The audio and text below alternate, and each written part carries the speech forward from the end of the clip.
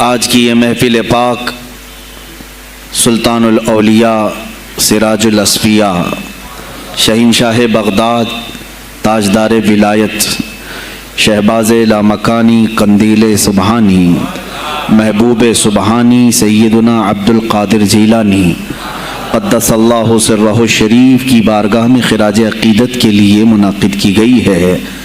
اس دربار میں میں اپنی گفتگو سے پہلے ان کے عظیم عاشق جس کو دنیا سنیت فنا فی الغوث اور مجدد میت حاضرہ کے نام سے جانتی ہے، امام احمد رضا خان قادری فاضل بریلوی رضی اللہ تعالی عنہ کی جو خراج عقیدت پیش کی ہوئی منقبت ہے، اسی سے میں بارگاہ غوث میں اپنی گفتگو کا آغاز کرتا ہوں۔ اے سلطان الاولیاء، اے شہنشاہ بغداد، واہ کیا مرتبہ اے غوث ہے بالا تیرا، اونچے اونچوں کے سروں سے ہے قدم اعلیٰ تیرا۔ توجہ، اونچے اونچوں کے سروں سے ہے قدم اعلیٰ تیرا، ارے سر بھلا کیا کوئی جانے کہ ہے کیسا تیرا۔ اے غوث پاک، سر بھلا کیا کوئی جانے کہ ہے کیسا تیرا، اولیاء ملتے ہیں آنکھیں وہ ہے تلوہ تیرا۔ ہم تو ابھی تلوے کو ہی نہیں پہنچ سکے، تمہارے سر تک کون پہنچے ہیں۔ اولیاء ملتے ہیں آنکھیں وہ ہے تلوہ تیرا۔ وہ شہنشاہ بغداد اگر ممبر پر کھڑے ہو کر کے اعلان کر دے قدمی ہادی علی رقبت کل ولی اللہ، میرا یہ پاؤں تمام اولیاء کی گردنوں پر ہے، تو پھر ہند کے خطے سے معین الدین اجمیری بھی یہ کہتے ہوں کہ بل علی رأسی و علی عینی، اے سلطان الاولیاء صرف آپ کا قدم گردن پر نہیں میرے سر پر بھی ہے۔ اور پھر اولیاء کاملین نے پکار کر کے دربار غوث میں یوں کہا تھا جب آپ نے اعلان کیا میرا یہ قدم اولیاء کی گردنوں پر ہے، جس کی گردن بنی منبر اولیاء، جس کا منبر بنی گردن اولیاء، اس قدم کی کرامت پہ لاکھوں سلام۔ انہوں نے جب اعلان کیا تو کیا اولیاء کاملین نے جواب میں کیا کہا تھا؟ جواب میں کیا کہا تھا؟ غوث پاک نے جب بغداد سے پکارا تو پورے مشرق و مغرب شمال و جنوب کے اولیاء نے یوں کہا تھا، یہ دل یہ جگر ہے، یہ آنکھیں یہ سر ہے۔ یہ دل یہ جگر ہے، یہ آنکھیں یہ سر ہے، جہاں چاہو رکھو قدم غوث اعظم۔ گردن ہی کیا ہے، یہ دل ہے، یہ جگر ہے، یہ آنکھیں ہیں، یہ سر ہے، آپ کی مرضی جہاں ہو میرے آقا آپ قدم رکھتے ہیں، جہاں چاہو رکھو قدم غوث اعظم۔ عزیزان گرامی وقار، تاجدار بریلی نے شہنشاہ بغداد کی بارگاہ میں پیش اس طرح سے کیا کہ جو ولی قبل ہوئے یا بعد ہوئے سب ادب رکھتے ہیں دل میں میرے آقا تیرا، سارے اقطاب جہاں کرتے ہیں کعبے کا طواف، کعبہ کرتا ہے طواف در والا تیرا۔ اے شہنشاہ بغداد، تیری میری قسمت کی قسم کھائیں سگانے بغداد، ہند میں رہ کے بھی دیتا رہوں پہرا تیرا، ہند میں رہ کے بھی دیتا رہوں پہرا تیرا۔ سرکار بغداد کی بارگاہ میں پھر استغاثہ کرتے ہوئے اعلیٰ حضرت بریلوی رحمۃ اللہ تعالی علیہ یوں عرض کرتے ہیں، اے شہنشاہ بغداد، تجھ سے در، در سے سگ، اور سگ سے ہے مجھ کو نسبت، میری گردن میں بھی ہے دور کا ڈورا تیرا۔ اس نشانی کے جو سگ ہیں نہیں مارے جاتے، جس کی گردن میں قادری پٹا ہو، جس کی نسبت سلسلہ قادریہ سے ہو گئی ہو، اس کے لیے اعلیٰ حضرت بریلوی فرماتے ہیں اس نشانی کے جو سگ ہیں، ہم کتا پاک ہیں شہنشاہ بغداد کے، اس نشانی کے جو سگ ہیں نہیں مارے جاتے، حشر تک میرے گلے میں رہے پٹا تیرا۔ اور اے سننے والو، میں نے اپنے آپ کو سگ کہا، کتا کہا، تو کہیں تم اس خیال میں نہ آ جانا کہ کتا معمولی ہوتا ہے۔ آگے اعلیٰ حضرت نے اس کا بھی سوایہ کر دیا، کیا دبے جس پہ حمایت کا ہو پنجہ تیرا، کیا دبے جس پہ حمایت کا ہو پنجہ تیرا، ارے شیر کو خطرے میں لاتا نہیں کتا تیرا، شیر کی تک پرواہ نہیں کرتا غوث پاک کا کتا۔ تو میں نے اپنے آپ کو کتا کہا تو اس بھول میں نہ رہ جانا کہ کتے کو کوئی بھی مار لے جائے گا، اٹھا لے جائے گا۔ ہم نے کہا ہے دربار غوث کا کتا جو شیر کو بھی خطرے میں نہیں لاتا ہے۔ عزیزان گرامی وقار، بارگاہ غوث میں جو جھوم کر کے اشعار امام احمد رضا خان فاضل بریلوی رحمۃ اللہ تعالی علیہ نے بیان کیے ہیں، وہی ہماری گفتگو کا خلاصہ بھی ہیں۔ سرکار بغداد سیدنا عبد القادر جیلانی رضی اللہ تعالیٰ عنہ، یقیناً آپ کے ولی کامل ہونے پر تقریباً پوری امت کا اتفاق ہے۔ اتفاق کا مطلب صرف بریلویوں کا نہیں، دیوبندی بھی مانتے ہیں، اہل حدیث بھی مانتے ہیں، شیعہ بھی مانتے ہیں۔ غوث پاک رضی اللہ تعالیٰ عنہ کی ولایت سے ان میں سے کسی کا انکار نہیں۔ آج بھی بغداد میں جائیں، لنگر بٹ رہا ہوتا ہے، شیعہ بھی کھا رہے ہیں۔ غوث پاک رضی اللہ تعالیٰ عنہ کا لنگر آج بھی بٹ رہا ہے۔ بغداد کی وہ ایک ایسی بارگاہ ہے جہاں سنی اور شیعہ دونوں ہیں، دونوں تسلیم کرتے ہیں ان کی ولایت کو۔ اب رہے بات اہل حدیث کی یا دیوبند کی، ان کی کتابیں اٹھاؤ تو پتہ چل جائے گا کہ غوث پاک کے متعلق انہوں نے کیا کیا نہیں لکھا۔ پیر پیراں، میر میراں، شہنشاہ بغداد، بلکہ شیخ ابن تیمیہ جو ہر ولی کی تنقید کرتا تھا، ہر صوفی پر تان و تشنیع کرتا رہا، اس نے اپنی کتاب میں لکھ دیا کہ میرے پاس اتنی تواتر تک، تواتر کہتے ہیں اتنے لوگوں کا بیان کرنا کہ جن کا جھوٹ پر جمع ہونا محال ہو۔ شیخ ابن تیمیہ کہتا ہے میرے پاس اتنی تواتر سے کسی اور کی کرامتوں کا ذکر نہیں پہنچا جتنا شیخ عبد القادر جیلانی کا پہنچا ہے۔ الفضل لما شہید به الاعداء، فضیلت تو اس کی ہے جس کی دشمن بھی گواہی دے رہے ہوں۔ عزیزان گرامی وقار، سرکار بغداد رضی اللہ تعالیٰ عنہ کی ولایت پر تقریباً امت کا اتفاق، بعد میں آنے والے سارے مسلمان انہیں ولی مانتے ہیں۔ اور یہ اور بات ہے کہ ولایت تک سب کا اتفاق ہے، اب غوث کے مقام کے متعلق الحمدللہ ہم منفرد ہیں اس میں، اس لیے کہ ہم انہیں غوث اعظم بھی کہتے ہیں، استغاثہ بھی کرتے ہیں۔ یہ ایک الگ ٹاپک ہے جہاں شرک، بدعت اور کفر کے فتوے لگتے ہیں کہ بریلوی اللہ کو چھوڑ کر اولیاء سے مانگتے ہیں، اور یہ بیویوں سے مانگ لیں تو کوئی حرج نہیں، ہاں اپنے بچوں سے مانگ لیں تو کوئی حرج نہیں، بلکہ چپراسی اور نیتاؤں سے مانگ لیں تو کوئی حرج نہیں۔ کسی صاحب نے آ کر کے مجھ سے کہا تھا آپ غوث اعظم کیوں کہتے ہیں؟ اعظم اللہ ہوتا ہے، سب سے اعظم۔ غوث کہیں ٹھیک ہے، سلفی صاحب تھے، ہم نے کہا کہ آپ کو سرکار عبد القادر جیلانی کو غوث اعظم کہنے پر اعتراض ہے، لیکن ایک چوڑا چمار ملک کا پرائم منسٹر بن جائے تو اسے وزیر اعظم کہہ دیتے ہیں، کوئی دقت نہیں آپ کو، وہاں اعظم کہتے ہیں آپ۔ اعظم کہنے میں آپ کو وہاں جھجک بھی نہیں آتی، اور غوث پاک کو اعظم کہنے میں آپ کو شرم آنے لگتی ہے۔ یہ اپنے اپنے نصیبے کی بات ہے، آپ کا اعظم کوئی اور ہے، ہمارا اعظم کوئی اور ہے۔ عزیزان گرامی، سرکار بغداد شہنشاہ ولایت سلطان الاولیاء سیدنا عبد القادر جیلانی رضی اللہ تعالیٰ عنہ، ماں کے پیٹ سے ہی ان کو ولایت عطا کی گئی۔ یہ وہ اولیاء میں سے ہیں جن کا پیدائشی اللہ تعالیٰ نے منتخب فرمایا ہے، بلکہ جس وقت آپ کی ولادت ہوئی یہ شعبان کا آخری دن، اور آپ کی والدہ ماجدہ کے بطن سے آپ اس عمر میں پیدا ہوئے جب عورتوں میں اولاد کی امید ختم ہو چکی ہوتی۔ آپ کی ماں کی عمر 60 سال کی تھی جب آپ پیدا ہوئے، یہ خود اپنے آپ میں ایک کرامت ہے۔ اور سرکار بغداد رضی اللہ تعالیٰ عنہ جب جیلان میں پیدا ہوئے تو آپ کا معمول تو دیکھیں، آپ کی ماں خود بتاتی ہیں، دوسرے سال غالباً لوگوں کو چاند میں شک ہو گیا، 29 کا چاند نظر آیا کہ نہیں آیا، بعض کہنے لگے ہو گیا ہوگا، بعض کہنے لگے نہیں ہوا ہوگا، تو یوم الشک کہتے ہیں، یعنی 30واں جو شعبان کا ہوتا ہے، وہ ایک رمضان بھی ہو سکتا ہے، 30 شعبان بھی۔ تو لوگ آئے حضرت فاطمہ ام الخیر کے پاس جو غوث پاک کی ماں ہے، پوچھا کہ کل کا چاند ہوا کہ نہیں ہوا، ہمیں شک ہو گیا ہے۔ آپ نے کہا چاند ہو گیا ہے اور رمضان شروع ہو چکا ہے۔ کہا کیسے؟ کہا صبح سے میرا بیٹا عبد القادر دودھ کو منہ نہیں لگایا ہے، اور میرے بیٹے کا یہ معمول ہے پچھلے رمضان سے ہی، جس وقت غوث پاک پیدا ہوئے رمضان شروع تھا۔ ان کی ماں کہتی ہیں सहरी से लेकर इफ्तार तक गौसे पाक अपनी माँ का दूध नहीं पीते थे। ये बचपने में माँ की गोद में रोजे का आपके ऊपर कोई मुकल्लफ नहीं थे, आप अहकाम शरीयत अभी आपके ऊपर लागू नहीं थे, लेकिन अल्लाह का एक वली आता है तो वो निज़ाम खुदा कायम करने के लिए आता है। आज मैं इसी पर गुफ्तगू करना चाहूँगा। अल्लाह के औलिया ज़ाहिर क्यों हुए दुनिया में और क्यों आते हैं?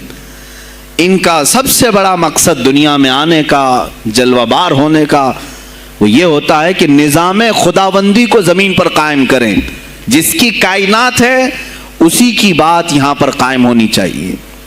अब ये बातें वक्त के साथ गुजरती जाती हैं और लोग भूल जाते हैं। आप सबको फिर मैं याद दिला दूं, मेरे अजीज, मैंने भी और आपने भी अल्लाह से एक वादा किया है। हमारी रूहों ने अल्लाह से वादा किया है। जब अल्लाह ताला ने हमें पैदा भी नहीं किया था, उस वक्त हमारी रूहों को बुलाकर उसने एक वादा लिया, अलस्तु बिरब्बिकुम, क्या मैं तुम्हारा रब नहीं हूं? मैं तुम्हारा मालिक और खालिक नहीं हूं? तो सब की रूहों ने कहा था, कालू बला व रब्बिना, क्यों नहीं मौला, तू ही तो हमारा रब है। रब ताला ने फरमाया, क्या तुम इसी वादे पर बरकरार रहोगे दुनिया में जाने के बाद? सब ने कहा था, हम वादा करते हैं मौला, इसी पर बाकी रहेंगे। यहाँ आने के बाद कितने वो लोग हैं जो उसकी रुबूबियत का इकरार करते हुए इस कायनात में सिर्फ उसके गुण गाते हैं। कुफ्फार और मुशरिकीन तो वादा खिलाफ हैं, तोड़ दिए, उन्होंने अल्लाह के अलावा किसी और को खुदा बना लिया। लेकिन तुमने अल्लाह अकबर तो कहा, जुबान से तो तुमने तस्लीम किया, लेकिन तुम्हारा रहन सहन ये बताता है कि तुम्हारा मालिक कोई और है। किसी और को राजी करने में लगे हुए हो, किसी और की दरियोजागिरी कर रहे हो, किसी और की खुशामदी में खड़े हुए हो। दरबारों के आस्थानों के दरवाजों पर तुम्हारा खड़ा होना घंटों पर किसी को राजी करने के लिए, ये तुम्हारा अमल बताता है कि तुमने रब्बे आला को अकबर नहीं समझा। वादा तो तुम्हारी रूहों ने किया था कि तेरे सिवा किसी को हम हाकिम नहीं तस्लीम करेंगे। हाकिम आला सिर्फ अल्लाह है। औलिया कामिलीन यही बात याद दिलाने के लिए आते हैं, फिर तुम्हें ये याद दिलाने के लिए आते हैं। और जिस शान से वो दुनिया में आते हैं, बचपन से ही उनके हालात ऐसे होते हैं कि शरीयत ताहिरा की पाबंदी उनके हर कौल व अमल में नजर आती है, हर कौल व अमल में। इसलिए कि हम जिसकी जमीन पर हैं और जिसकी आसमान के नीचे हैं, बात होगी तो सिर्फ उसी की होगी, बात होगी तो सिर्फ उसी की होगी। मुझे एक बात याद आती है, सरकार मुफ्ती आजम हिंद रहमतुल्लाह ताला अलैह आपके सामने कोई साहब तकरीर कर रहे थे, ये जमीन सबकी है, उनकी भी है, इनकी भी है, इनकी भी। आपने कहा चुप रहो, जमीन अल्लाह की है और सिर्फ अल्लाह का नाम हो। ये सब की हिम्मत नहीं बोलने की। जमीन अल्लाह की है और अल्लाह ही का, यहाँ पर अल्लाह ही की बोली बोली जाए, उसी के लिए ज़ेब देता है। जिसके घर में रह रहे हो उसी की बात करो। अजीज़ा ने गिरामी वक़ार, सरकार बगदाद, उनकी करामात अपनी जगह पर, लेकिन उनकी ज़िंदगी के कुछ अहम गोशे में लेकर आज हाजिर हूँ। आज हमारे हालात के एतबार से भी ज़रूरत है इसकी। जब आप परवान चढ़ते रहे अपनी माँ की गोद में, बहुत जल्दी आपके वालिद गिरामी का इंतकाल हो गया। आपसे खुद पूछा गया था गौसे पाक से, आपकी जवानी में या जब आपका शोहरा बगदाद में बहुत हो गया तब पूछा गया था, आपको अपने वली होने का एहसास कब हुआ? गौसे पाक से ही पूछा गया था, आपको कब पता चला अल्लाह ने आपको विलायत का ये मकाम अता किया? आप फरमाते हैं, जब मैं 10 साल का था, मदरसे जाता था तो गैब से एक आवाज़ आती थी, इफ्सहू फिल मजालिस लिवलियिल्लाह। गैब से आवाज़ आती थी, ऐ लोगों मजलिस में जगह छोड़ दो, अल्लाह का वली आ रहा है।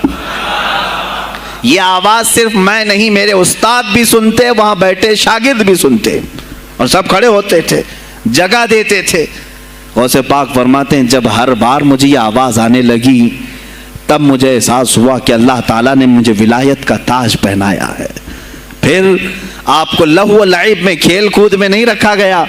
फरमाते एक बार मैं सिर्फ एक गाय की पूंछ पकड़ने की कोशिश कर रहा था, गाय पलट गई, फसी अरबी में कहने लगी, अलिहादा खुलित अम बिहादा उमिरत या अब्दुल कादिर, اے عبد القادر کیا تجھے اسی کام کے لیے پیدا کیا گیا یا تجھے اللہ نے اس کام کا حکم دیا کہ میری پونچھ پکڑے؟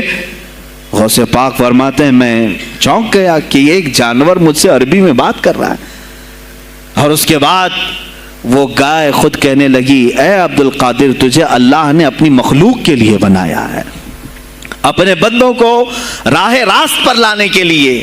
غوث پاک فرماتے ہیں اس کے بعد زندگی میں کبھی کھیل کود کی خواہش بھی نہیں آئی، کھیل کود کی خواہش بھی نہیں آئی، کبھی تصور بھی نہیں کیا۔ اور جب آپ جیلان سے نکل کر بغداد آئے، بغداد کے جو حالات تھے وہ آپ نے بہت قریب سے مشاہدہ کیا۔ میرے عزیزو آج کے جو حالات ہیں نا، آج کے جو حالات میں نے پڑھا اس سے بھی زیادہ ڈینجر حالات اس زمانے کے تھے۔ آج لوگ حالات کی شکایت کرتے ہیں، بہت سارے علماء مولانا ہم سے یہ کہتے ہیں حالات اب صحیح نہیں ہیں، ویسے نہیں ہے پہلے۔ میں تمہیں غوث پاک کے حالات بتاتا ہوں، اس وقت سیاسی حالات کیا تھے۔ اس وقت سیاسی حالات اتنے خطرناک ہو چکے تھے، بغداد میں شیعوں نے اپنا گڑھ جمایا تھا، یہاں تک کہ ہر عالم پر، ہر وائز پر، ہر امام مسجد پر پابندی تھی۔ سیدنا ابو بکر صدیق اور حضرت عمر کا کوئی نام نہیں لے سکتا تھا، کوڑے مارے جاتے تھے۔ شیخین کا اگر کسی نے نام لے لیا کسی عالم نے، کوڑے مارے جاتے تھے۔ خلیفہ واثق باللہ تک یہ تاریخ چلی بغداد میں، اور سلطنتیں ٹوٹ چکی تھیں۔ سیاسی حالات اس قدر خراب ہو چکے تھے، چھوٹی چھوٹی ٹکڑیوں میں بٹ چکے تھے مسلمان۔ مصر کی طرف دیکھیں تو فاطمی حکومت قائم ہو گئی تھی، وہ اپنے آپ کو فاطمی کہہ رہے تھے۔ بغداد میں عباسی خاندان حکومت کر رہا تھا، اور وہ بھی سمٹ کر کے صرف بغداد کے اطراف رہ گئی بس۔ پھر ترکی کی طرف دیکھیں تو سلجوکی خاندان تھا، ایک ایک ٹکڑا حکومت کر رہا تھا، اور یہی آپس میں دست بگریباں تھے، ایک دوسرے سے لڑ رہے تھے۔ اور پھر پلس اس پر ایسا کہ بازنطینی جو عیسائی تھے، صلیبی تھے، ان سلطنتوں کو آپس میں لڑا کر کے اس قدر شدت پیدا کر چکے تھے کہ بغداد والا مصر نہیں جا سکے، مصر والا ترکی نہ آ سکے۔ پھر ادھر بخارا، سمرقند، نیشاپور، یہ جو رشیا میں ہیں آج، ازبکستان وغیرہ میں، یہاں الگ ایک سلطنت قائم تھی، اور ہند میں الگ کفرستان تھا۔ سب جگہ الگ الگ حالات تھے، اور مسلمانوں کے لیے اس زمانے میں ایسے حالات ہو گئے جیسے لاک ڈاؤن ابھی کا سیم۔ میں آپ کو بتا دوں سچویشن، لاک ڈاؤن میں کیا ہوا تھا معلوم ہے؟ یہ ہمارے طلبہ دیکھیں 8 مہینے سے بیٹھے ہوئے ہیں، مدارس میں نہیں گئے، حفظ قرآن کر رہے تھے، عالم دین بن رہے تھے، مدرسے بند ہیں نا، گھروں میں بیٹھے کچھ تو آوارہ گردی کر رہے ہیں۔ اسی طرح کالج کے بچے بھی، اسکول کے بچے بھی، سب چھوٹے ہوئے ہیں لاک ڈاؤن کی وجہ سے۔ سیم یہی سچویشن اس زمانے میں ہوئی۔ بغداد علمی مرکز تھا، کوفہ اور بصرہ علم کے مرکز تھے۔ آپسی رنجشوں کی وجہ سے بادشاہوں کی طلبہ ایک جگہ سے دوسری جگہ کا سفر نہیں کر سکتے تھے، بغداد کے سارے مدرسے بند پڑے ہوئے تھے، کیونکہ طلبہ آ نہیں سکتے۔ کہاں سے آئے تم؟ مصر سے آئے، واپس جاؤ، اس سلطنت میں کیا کر رہے ہو؟ اس طرح کی سختیاں، یہاں تک کہ یہی زمانہ ہے جب حسن بن صباح نام کا ایک ایسا منافق جس نے اس زمانے کے بادشاہوں کو خرید لیا اور کچھ لوگوں کو نشے کا خوگر بنایا۔ حشیشین وغیرہ آپ نے سنا ہوگا، صلاح الدین ایوبی کا زمانہ ہے یہ۔ غوث پاک سے صرف 4 سال بعد صلاح الدین ایوبی آئے، صرف 4 سال بعد۔ اس زمانے میں حسن بن صباح نے ہزاروں نوجوانوں کو نشے کا عادی بنا دیا تھا، ہزاروں نوجوان۔ اور کیسا نشہ، کوکین، افیون وغیرہ سب تو لے کر کے تو لوگ ہوش میں آ جاتے ہیں۔ وہ ایسا تھا کہ اس نے جو نشہ دکھایا تھا، ایک چھوٹے سے کمرے میں ان کو رکھتا اور انہیں بتاتا کہ یہ درخت ہیں، یہ نہر ہے، یہ محل ہے، یہ حور ہے، تو اسے وہ جنت ہی سمجھتے تھے۔ اور پھر اس کمرے سے باہر نکالتا اس کو، تڑپ تڑپ کے آدمی مر جاتا کہ مجھے میری جنت میں واپس کرو۔ وہ جنت نہیں، کمرہ ہوتا تھا، لیکن نشہ اسے ایسا کرایا جاتا تھا کہ اس کمرے کو وہ جنت سمجھنے لگتا تھا۔ اور ان نوجوانوں سے کیا کرایا جاتا تھا؟ ان کو نشے کا عادی بنا کر کے باہر نکالا جاتا، انہیں ٹارگیٹ دیا جاتا، فلاں مجلس میں جاؤ، فلاں خلیفہ کو قتل کرو، فلاں وزیر کو مارو، فلاں سپاہیوں کو مارو، فلاں عالم دین کا قتل کرو، اور وہ اپنا ٹارگیٹ پورا کر کے آتے اس لیے کہ انہیں نشہ چاہیے تھا۔ وہ 1 دن 2 دن سے زیادہ اس نشے کے بغیر رہ نہیں پاتے ہیں، وہ اپنا ٹارگیٹ کرنے کے لیے اپنی جان بھی جوخم میں ڈالتے ہیں۔ اس طرح کے کئی حملے خلفاء پر کرائے حسن بن صباح نے، اور جانتے ہیں میں نے آج تاریخ دیکھی، حسن بن صباح نے علماء اہل سنت کو اس زمانے کے 40,000 علماء کو قتل کرایا۔ یہ وہ زمانہ تھا جب بغداد کا حال یہ تھا کہ نشہ زیادہ ہو چکا تھا، علم دین کے مراکز بند ہو رہے تھے، اور علماء بولنے میں ہچکچا رہے تھے، ڈر رہے تھے، اور سلطنتیں آپس میں ایک دوسرے سے ٹکرا رہی تھیں۔ جو خلیفہ بیٹھتا وہ نہایت عیاش قسم کا خلیفہ آتا تھا۔ اکثر خلیفہ عیاش آئے، ان کے حریم میں، ان کے حرم خانے میں، یعنی ان کے محل میں 40 عورتیں ہوا کرتی تھیں جن کے ساتھ وہ وطی کرتے، جمع کرتے، جبکہ وہ مسلمان خلیفہ ایک بادشاہ کے لیے چاہے کوئی بھی ہو 4 سے زیادہ کی اجازت ہے، 40 کنیزاؤں کے ساتھ وہ زندگی گزار رہے ہوتے، اس میں عیسائی بھی ہوتی، یہودی بھی ہوتی، سب قسم کی ہوتی۔ یہ خلفاء کا حال تھا۔ تم کیا کہہ رہے ہو ہمارے زمانے کو؟ ارے حالات برے ہیں، حالات برے ہیں۔ ابھی اور میں بتاؤں کتنے برے حالات اس زمانے میں تھے۔ علماء کو کوڑے مارے جاتے تھے اگر بولے۔ ارے شیخین کا نام لینے پر پابندی بغداد میں لگ گئی ہو، اس سے بڑا اور ظلم کیا ہو سکتا ہے؟ سیدنا ابو بکر صدیق، حضرت عمر کا نام لینے پر کوڑے مارنے لگائے جاتے۔ ایسے حالات میں شہنشاہ بغداد سیدنا عبد القادر جیلانی بغداد آئے ہیں جب آپ کی عمر صرف 18 سال کی تھی۔ 18 سال کی جوانی میں آپ نے ملاحظہ کیا، حالات کو دیکھا، تعلیم حاصل کی بڑے بڑے اساتذہ سے۔ آپ کے اساتذہ فقہ میں الگ ہیں، حدیث میں الگ ہیں، تفسیر میں الگ ہیں، علم کلام میں، کئی علوم و فنون پہ آپ نے مہارت حاصل کی۔ اس کے بعد حالات دیکھ کر کے آپ نے کیا کہا؟ یہ اب یہاں سے میں ہر ایک عالم دین کے لیے بشمول من میرے لیے نصیحت سمجھتا ہوں، غور سے سن لیں۔ غوث پاک رضی اللہ تعالیٰ عنہ کی زندگی میں ایک موڑ ایسا آیا، اور شاید میں نے بھی کبھی کئی مرتبہ اس طرح سوچا ہے، میں کمپیئر نہیں کر رہا ہوں، لیکن سنیں، حالات کو دیکھ کر کے غوث پاک نے جنگل کا رخ اختیار کر لیا۔ کیا لینا دینا ہے اس دنیا سے؟ اور آپ خود فرماتے ہیں کہ میرے دل میں یہ ارادہ تھا، نہ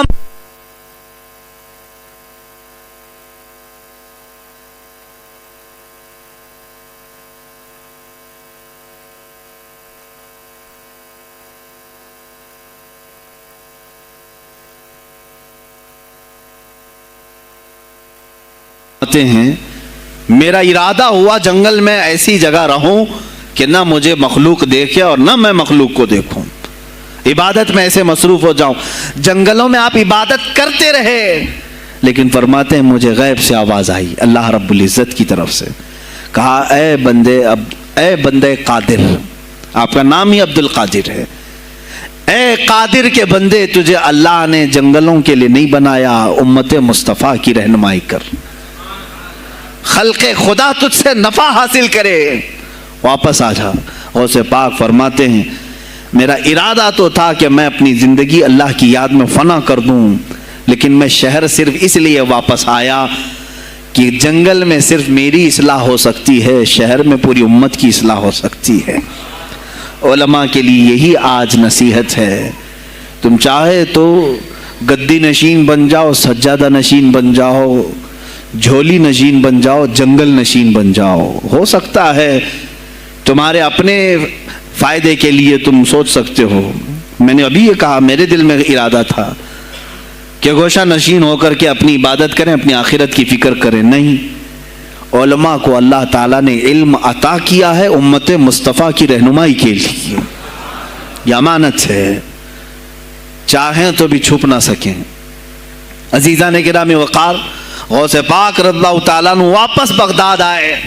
اچھا وہ اتنی عبادتوں کے عرصے میں جانتے ہیں کہاں کہاں کا سفر نہیں کیا انہوں نے؟ جنگلوں کا سفر، صحراؤں کا سفر، بیابانوں کا سفر، یہاں تک کہ سری لنکا کی سرزمین تک پہنچے، ملتان تک آئے. یہ تاریخ کی کتابیں بتاتی ہیں آپ نے پیدل یہ سارے سفر کیے. پھر واپس اسی بغداد آئے جہاں کے حالات بڑے ہی کشیدہ تھے، اور خلفائے وقت کے خلاف زبان کھولنا یہ آگ سے کھیلنے کے برابر تھا، آگ سے کھیلنے کے برابر تھا.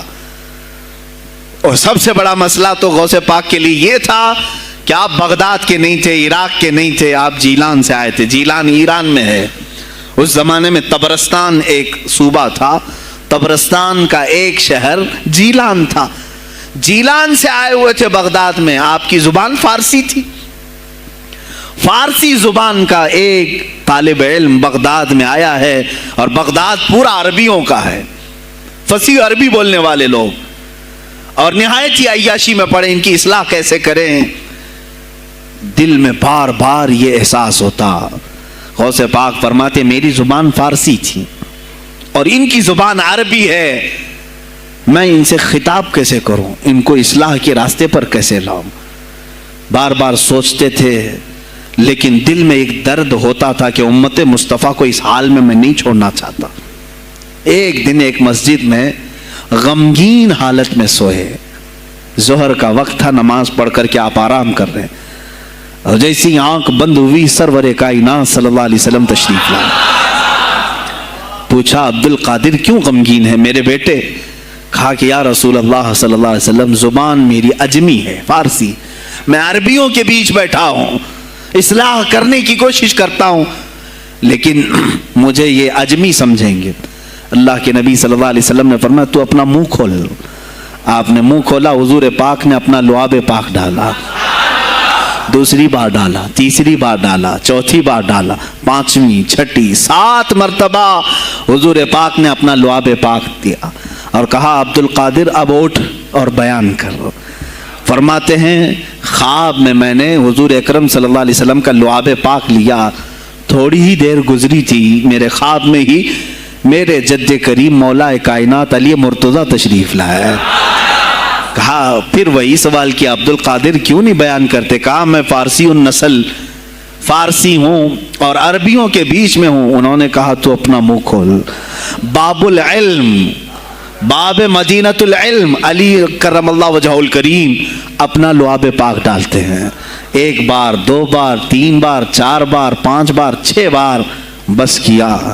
غوث پاک نے کہا نانا جان نے مجھے 7 مرتبہ پلایا، آپ نے 6 مرتبہ. علی کرم اللہ وجہ الکریم فرماتے ہیں میں برابری تو نہیں کر سکتا، وہ رسول کائنات ہیں. عزیزان گرامی وقار، غوث پاک فرماتے ہیں پھر میری آنکھ کھلی، اور اسی جامع مسجد میں جب میں کھڑا ہوا اور خطاب کے لیے لوگوں کو پکارا تو دیکھا ادھر سے بھی مخلوق آ رہی ہے، ادھر سے بھی آ رہی ہے، سامنے سے بھی آ رہی ہے. مجمع اتنا کثیر کہ تل دھرنے کی جگہ مسجد میں نہیں تھی. اور جب آپ کا خطاب ختم ہونے کو تھا لوگ اپنے کپڑے پھاڑنے لگے اور بے ہوش ہونے لگے. اتنی تیر بہدف کلمات تھے کہ سیدھے سینے میں پیوست ہو جاتے، دلوں میں اتر جاتے. اس کے بعد وہی دن تھا سیدنا عبد القادر جیلانی کو لوگوں نے ہاتھوں ہاتھ اٹھایا.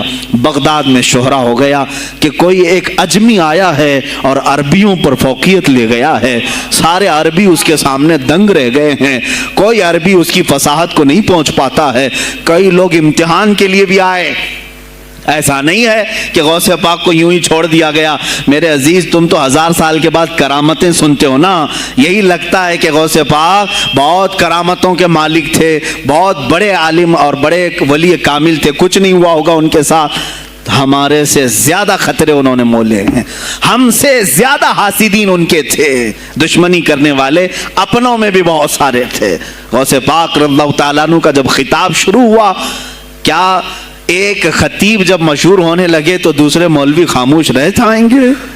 حسد کی چنگاری بھڑکتی ہے وہ غوث پاک کے خلاف بھی بھڑکی. اور بغداد میں جب یہ شورا ہونے لگا تو کئی علماء اس وقت کے جو بڑے بڑے پائے کے عالم ہیں، ان کی کتابیں آج بھی موجود ہیں، میں نام تذکرے نہیں کر رہا، لیکن انہوں نے ٹیسٹ لینے کی غرض سے، امتحان لینے کی غرض سے کئی لوگوں کو سوالات بھیجے.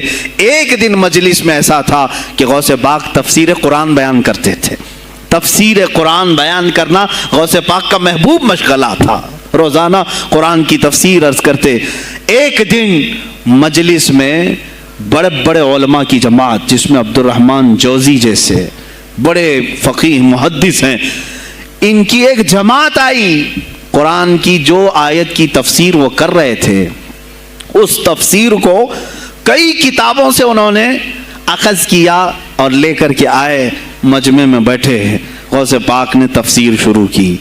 ایک آیت کی کتنی تفسیریں ہو سکتی ہیں، کتنی تفسیریں ہو سکتی ہیں. ایک تفسیر بیان کیا، اس کے بعد کہا اس آیت کی ایک دوسری تفسیر یہ ہے. پھر تھوڑی دیر کے بعد غوث پاک نے فرمایا اس کی ایک تیسری تفسیر یہ ہے. پھر کہا اس کی ایک چوتھی تفسیر یہ ہے. پھر کہا اس کی ایک پانچویں تفسیر یہ ہے. بیان کرتے جا رہے ہیں یہاں تک کہ 13 تفسیریں ہو گئیں. جو بیٹھے ہوئے تھے وہ آشش کرنے لگے. اس کے بعد اتنا ہی نہیں، آگے بڑھتے گئے. 40 تفسیریں ایک آیت کی آپ نے بیان کی. جو آئے تھے وہ کھڑے ہو گئے اور اس کے بعد غوث پاک رضی اللہ تعالیٰ عنہ کو دیکھنے لگے. غوث پاک نے ان کو مخاطب کر کے کہا اے گروہ علماء، اے جماعت علماء، تم 13 تفسیریں یاد کر کے آئے تھے ایک آیت کی، کیا وہ میں نے شروع سے 13 تک صحیح بیان کیا؟ سب اپنے جبے اٹھانے لگے. کہا ہم تو یہ 13 تفسیریں پڑھ کر آئے تھے یہ سوچ کر کے کہ شیخ عبد القادر جیلانی کو 2-3 سے زیادہ تفسیریں نہیں آتی ہوں گی. 13 کے بعد آپ تو 40 تک پہنچے، وہاں تو ہمارا بھی علم نہیں پہنچا.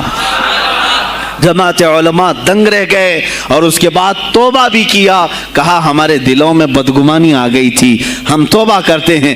غوث پاک رضی اللہ تعالیٰ عنہ ایک اور مجمع ایسا ہے کہ اس میں 40 کے قریب علماء ہے. سوالات الگ لے کر کے پھنسائیں گے کسی طرح سے ان کو، ڈیفیکلٹ سوالات لے کر کے. ایک بات یاد رکھنا، مشکات شریف کی حدیث ہے جس نے علم اس لیے حاصل کیا کہ کسی عالم کو نیچا دکھا دوں، اسے پھنسا دوں سوال کر کے.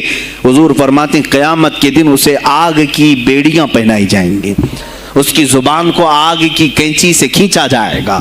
اس لیے علم حاصل مت کرو، کسی کو نیچا دکھانا، کسی کو بیوقوف بنانا. ایک کتاب کہیں سے پڑھ کر کے آئے، مولانا کے پیچھے پڑ گئے، یہ بتاؤ صحیح ہے کہ نہیں ہے. پھر اگر اس مولانا صاحب کے دماغ میں اس وقت وہ مسئلہ نہیں تھا، انہوں نے کہا نہیں معلوم، تو آپ کو لگا کہ ہاں میرے سے زیادہ تو ان کو بھی نہیں معلوم. تم نے تو ایک ہی چیز حل کر کے ان کے سامنے پیش کی ہے. عزیزان گرامی، اس طرح کی چیزیں ہرگز نہ کریں، یہ بہت بڑا گناہ ہے مغالطے میں ڈالنا.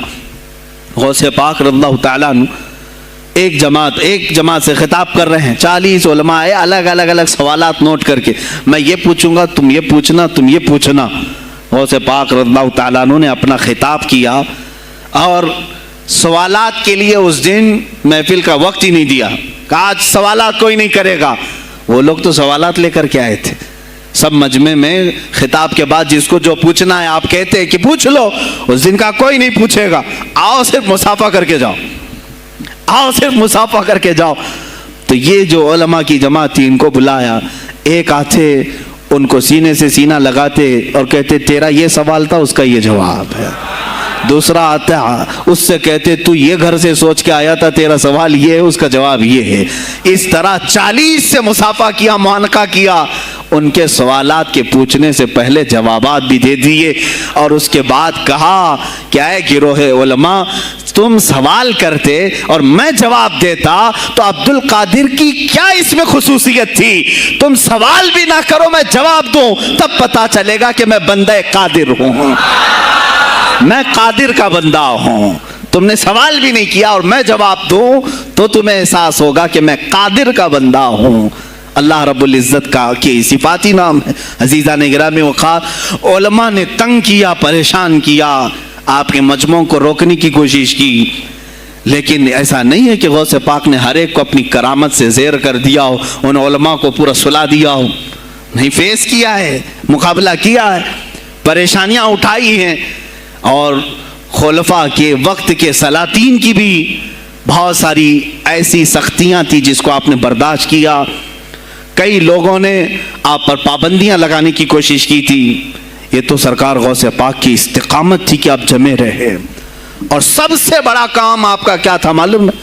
خانقاہ کے گدی نشینوں غور سے سنو، جو غوث پاک کا نام لیتے ہیں، سرکار غوث پاک رضی اللہ تعالیٰ عنہ کی اس صفت کو میں بیان کروں تو یہ بغلیں جھانکیں گے. ابھی غوث پاک نے سب سے بڑا کردار کیا کیا جانتے ہیں آپ؟ لوگ کہتے ہیں خانقاہی ماحول قائم کرنا ہے، اللہ اللہ کرو، تسبیح لو، دلوں کی صفائی کرو، سب صحیح ہے، لیکن غوث پاک نے تقریباً 25 سال صرف جہاد پر بیان کیا ہے. صرف جہاد پر کہا کہ اے گروہ مسلمین، تم پر اللہ نے ذلت مسلط کر دی ہے اس لیے کہ تم نے کوششیں ترک کر دی ہیں. حکومتوں کو صحیح کرنے کے لیے آپ نے باغ ڈور سنبھال لی تھی. غوث پاک جب بیان کرتے منبر سے تو وقت کا جو تخت تھا وہ بھی ہلنے لگ جاتا تھا. خلیفہ مستنجد باللہ اس زمانے کا خلیفہ ہے اور تنگ آ گیا غوث پاک کے پاس.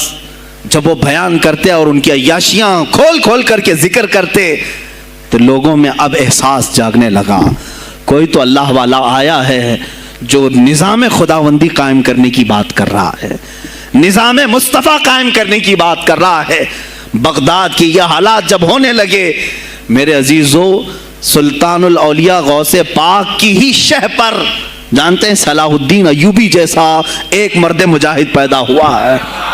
یہ آپ کی تحریک تھی، غوث پاک کی تحریک تھی کہ جب بازنطینی عیسائیوں سے آپ نے اپنی پوری امت کو آگاہ کیا کہ تم سو رہے ہو، تم اپنی عیاشیوں میں ہو، تم اپنے نشے میں ہو، تمہارا دشمن تاک میں لگا ہے، گھات لگا کر کے بیٹھا ہے. اور ہوا بھی یہی کہ غوث پاک کے وصال کے صرف 10 سال بعد صلیبیوں نے حملہ شروع کر دیا بغداد پر، مصر پر، ترکی پر، ہر جگہ. اور یہی حملے کی وجہ تھی صلاح الدین ایوبی جیسا مرد مجاہد کھڑا ہوا اور پھر انہوں نے پورے بیت المقدس کو فتح کر کے اپنے سر ایک صحرا باندھا. آج تک امت اس کے احسان کو یاد کرتی ہے. میرے عزیزو، غوث پاک کے زمانے کے ہیں صلاح الدین ایوبی. اتنا ہی نہیں، آپ ہی کی تحریک تھی، غوث پاک کی تحریک تھی کہ تم جوانوں کو تیار کرو، تمہاری زندگی عیاشی کے لیے نہیں، اللہ کا نظام قائم کرنے کے لیے ہے. تم اللہ کا نظام قائم کرنے کے لیے آئے ہو دنیا میں، کیونکہ اللہ نے تمہیں خلیفۃ اللہ کہا ہے. اللہ کے تم خلیفہ ہو، تم نائب ہو اللہ کے. تم یہاں پر اپنی موج مستی کے لیے نہیں آئے. اب اس زمین پر بات ہوگی تو صرف میرے مولا کی ہوگی، اس زمین پر بات ہوگی میرے مصطفیٰ کی ہوگی. یہ سیدنا عبد القادر جیلانی کا اعلان تھا. ہے کوئی آج پیران اسلام وہ اعلان کریں کہ آج اس زمین پر صرف ہم ناموس رسالت کی بات کریں گے؟ کون ہے؟ کیوں بیٹھے ہو؟ غوث پاک سے اگر تمہاری ادنا سی نسبت ہے تو پھر تمہیں اپنے جوانوں کو، اپنے مریدوں کو یہ سکھانا ہوگا کہ موٹے موٹے نذرانے دینے سے نہیں چلے گا، اپنی گردنیں حضور کو پیش کرنے کے لیے تیار کرو. تم تیار ہو جاؤ اپنا خون اور اپنی گردن بارگاہ مصطفیٰ میں دینے کے لیے. یہ آج تربیت دو، ورنہ پھر دشمن تمہیں کچا چبانے کے لیے تیار ہے، کچا چھبانے کے لیے تیار. عزیزان گرامی، میں غوث پاک کی تحریک آپ کو بتا دوں کون سی تحریک تھی. وہ صلاح الدین ایوبی جو بیت المقدس فتح کیا، یہ غوث پاک کی تحریک ہے.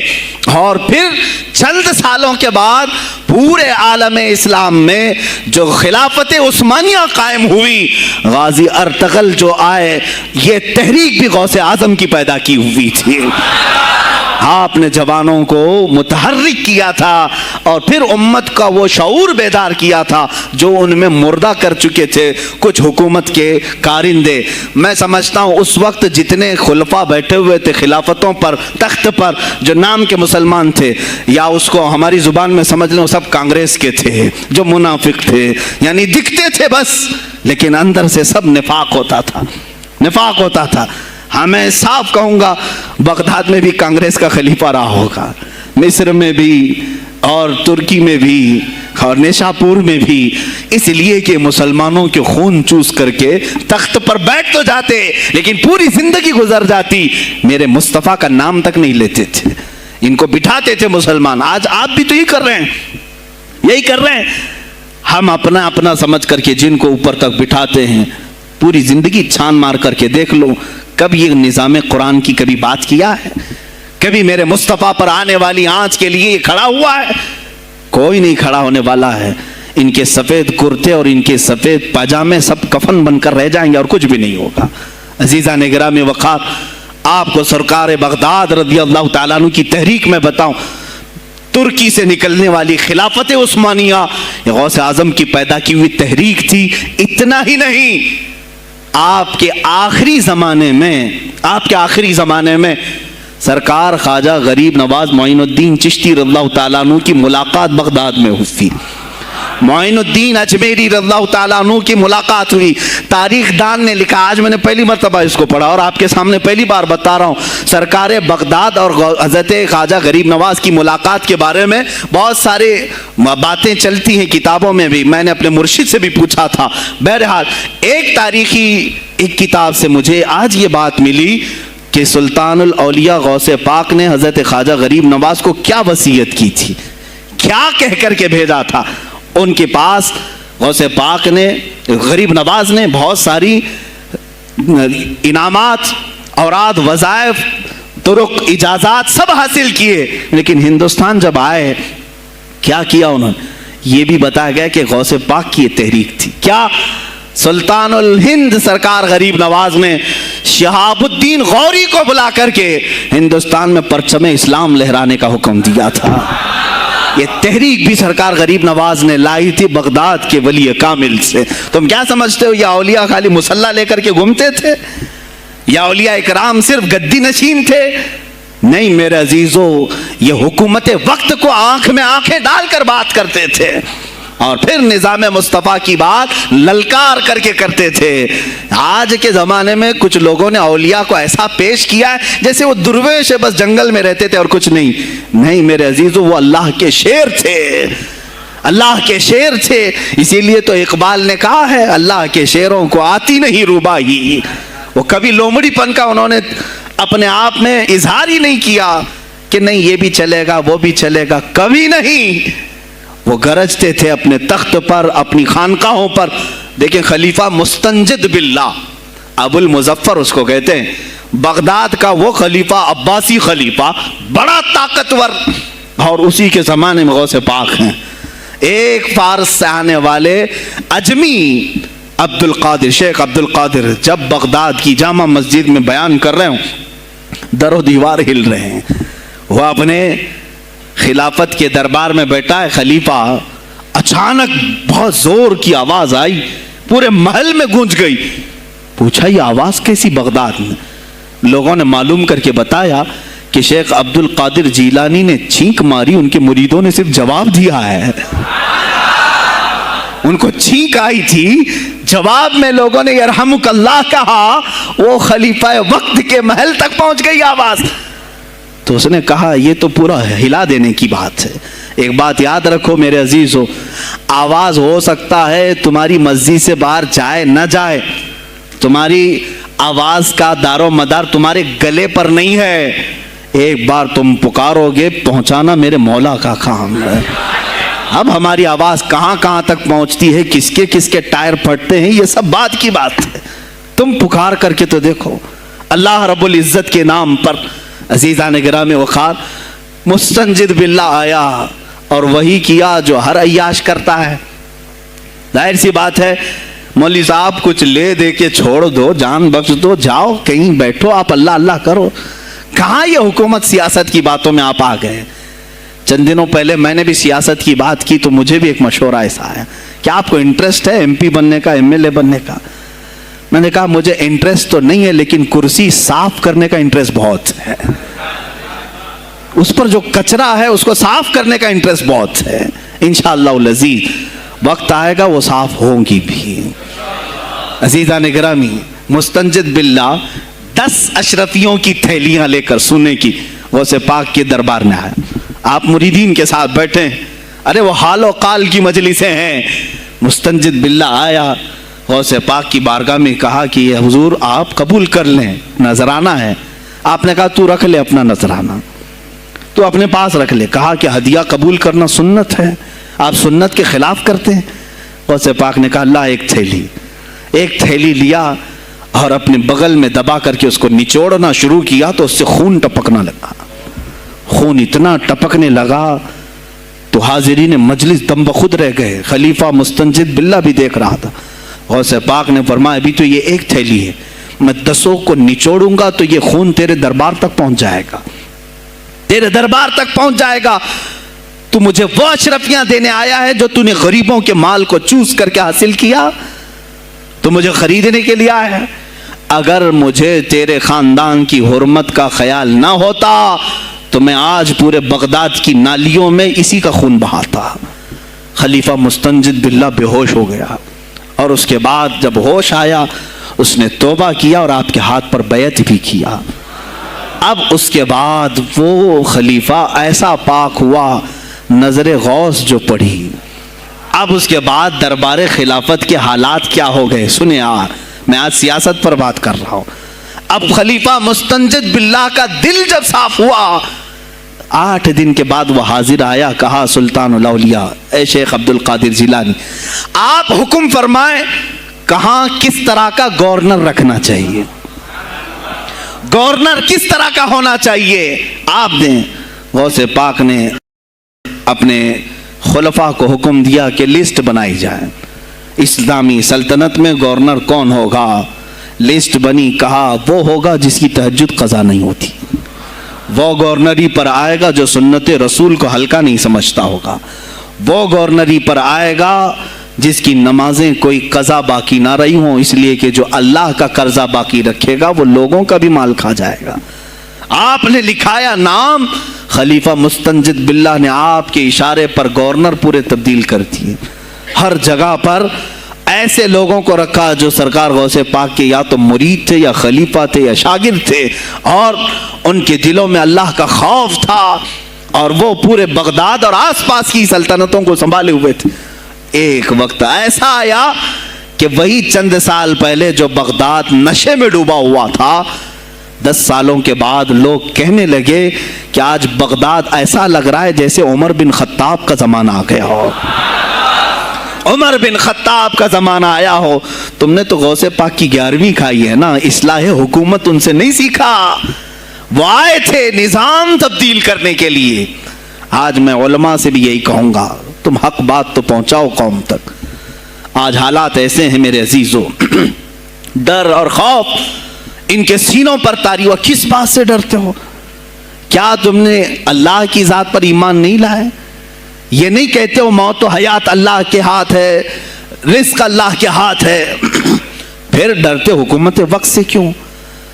مجھے ابھی چند دنوں پہلے ایک میسج یہ بھی آیا تھا کہ حضرت آپ تو پاکستان کے علامہ خادم حسین کی تعزیت پر بیان کر رہے ہو, آپ دیکھ نہیں رہے یہاں کا ماحول کیسا ہے. عزیزان گرامی, اس دن مجھے افسوس اس بات پر ہوا, سوال پر, ہائے افسوس, اس قدر تمہارے ضمیر مردہ ہو گئے, اس قدر تم بزدل ہو گئے. لاکھوں لوگوں کے دلوں میں شمع عشق مصطفیٰ جگانے والے پر تمہاری زبان بند ہے, تمہاری زبان بند ہے. میں نے صرف ایک جملہ کہا, کوئی فرق نہیں پڑتا, میں اس ملک میں رہ رہا ہوں جہاں کا پرائم منسٹر ایک سور خبیث فرانس کے صدر کے لیے ٹویٹ کر سکتا ہے, تو میں پڑوسی ملک کی کسی عاشق رسول کی تعزیت کیوں نہیں کر سکتا؟ کیوں نہیں تعزیت کر سکتا؟ اگر ہندوستان کی تخت پر بیٹھنے والے کو فرانس کے صدر سے کوئی دلی عشق ہے, محبت ہے, تم اس کی معشوقہ ہو یا محبوبہ ہو, مجھے فرق نہیں پڑتا, لیکن اتنا ضرور ہے عاشق رسول مشرق میں ہو, شمال میں ہو, جنوب میں ہو, مغرب میں ہو, جب اس کی روح جائے گی تو ہماری بھی روح تڑپے گی. ہماری ڈور بندھی ہوئی ہے مدینہ الرسول سے. میرے آقا صلی اللہ علیہ وسلم کی جو بات کرے گا وہ پھر کسی بھی ملک کا باشندہ ہو. تم کہتے ہو تعزیت کے لیے, ارے میرے عزیز اگر میں سامنے ہوتا تو اس کے قدموں کی خاک میں اپنے امامے پر رکھتا.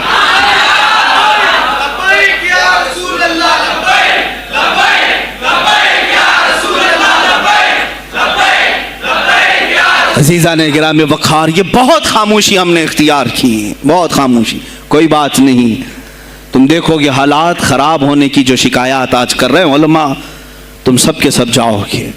مجھے ابھی بچوں نے بتایا کوئی کانگریس کے لیڈر کا انتقال ہو گیا تو پیر صاحب تعزیت کے لیے باہر کھڑے ہو گئے, باہر آ گئے. ہم ان کی تعزیت کرتے ہیں. ڈوب مرو چلو بھر پانی میں, تمہاری گدی پہ ہی مر جاؤ. تمہاری زبانوں پر جب عاشق رسول کے لیے تعزیت کے الفاظ آنے میں ہچکچاہٹ آتی ہے, کون سا عشق رسول, کون سا کلمہ تم نے پڑھا ہے؟ غوث پاک کی اگر تمہارے اندر ذرا برابر بھی نسبت ہے تو میں کہوں گا میرے عزیزو, سلطان الاولیاء غوث پاک عاشق رسول ہی نہیں فنا فی الرسول تھے. میرے نبی کی بات پر اگر کوئی انگلی بھی اٹھاتا, آپ یا تو اپنی کرامت سے اس کا منہ توڑ جواب دے دیتے.